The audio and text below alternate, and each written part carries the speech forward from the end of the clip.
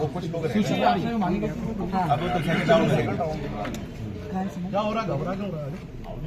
उधर से चल रहे हैं उधर। देखिए, जिला प्रशासन ने जो सुप्रीम कोर्ट का आदेश आया है उस पर चर्चा करने के लिए हम लोगों को बुलाया था और उस पर चर्चा करी गई। और आप लोगों में से बहुत सारे लोगों के पास ये कोई पहला मौका नहीं है कि इस तरह की कोई बात आई हो। सबसे पहले मैं आपको बताना चाहता हूँ कि यहाँ पर जो हिंदू मुस्लिम कम्युनिटी है वो एक है, आपस में भाईचारा है। कुछ लोग हैं जो अपने व्यक्तिगत स्वार्थ सिद्ध करने के लिए ये पूरा ताना बाना सामाजिक एकता का बिगाड़ना चाहते हैं। इस विषय में मुस्लिम समाज कोर्ट नहीं गया था और इनकी तरफ से कोई विष्णु जैन साहब हैं, उन्होंने आईए फाइल किया था।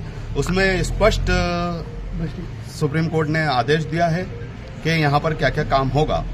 उस विषय पे बात करी। उस विषय पे हमने कलेक्टर साहब को सिर्फ ये बताया गया है कि माननीय उच्चतम न्यायालय का जो भी आदेश है आप उसका साक्षर पालन कीजिए और न्यायालय की मंशा के अनुसार कार्य कीजिए। और कल कितने लोगों के द्वारा ये अभी हमारे से बात करी है, एक राउंड और बात होगी। अभी ये नहीं है कि अभी हाल ही हमने किसी को कोई लिस्ट दे दी है, लेकिन उन्होंने बात करी है, एक राउंड और बात होगी। ये बात उसके बाद तय होगी। और हमारे समाज के अभी कुछ लोग आने की कोशिश कर रहे हैं, जो वरिष्ठ वकील हैं, वो भी आके इनसे बात करेंगे। तो सेकंड राउंड हम लोग फिर हमने यही बोला है कि जो माननीय उच्चतम न्यायालय ने बोला है वो आप कीजिए। तो जगह कौन सी तय की गई है? माननीय उच्चतम न्यायालय ने जो जगह तय की है वो कीजिए। नहीं, जगह तय उच्चतम न्यायालय ने नहीं की है।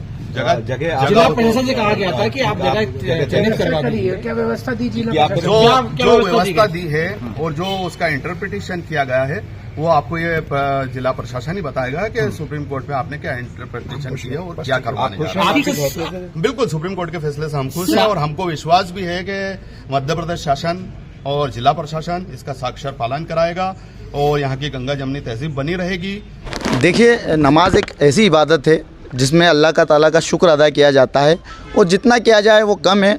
उसने हमें इंसान के रूप में पैदा किया है, उसका लाख लाख शुक्र एहसान है।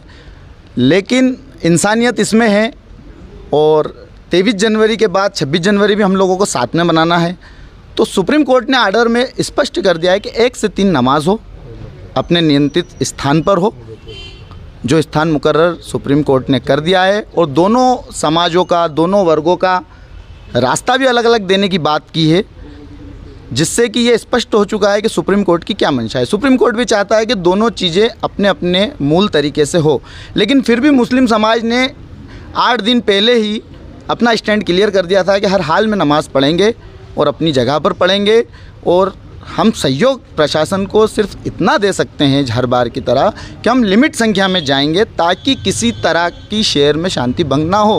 क्योंकि जब एक वर्ग हमारे भाई बंधु ज़्यादा तादाद में आने के लिए उत्साहित हैं तो हम लोग हमारी तादाद कम करेंगे ताकि किसी तरह का टकराव ना हो और शहर की शांति बनी रहे। कुछ तो तय हुआ होगा अंदर बैठक में कि किस जगह पर आप लोग नमाज। देखिए, हमने हमारी बात रख दी, जो सुप्रीम कोर्ट की बात थी वो भी रख दी, कलेक्टर साहब ने उनके हिसाब से जो बात थी वो रख दी। हमने कह दिया है कि हम लिमिट संख्या में जाने के लिए तैयार हैं। आप जो भी व्यवस्था करें क्लियरिटी से बता दीजिए, हम हमारे स्थान पर नमाज़ पढ़ने के लिए तैयार हैं।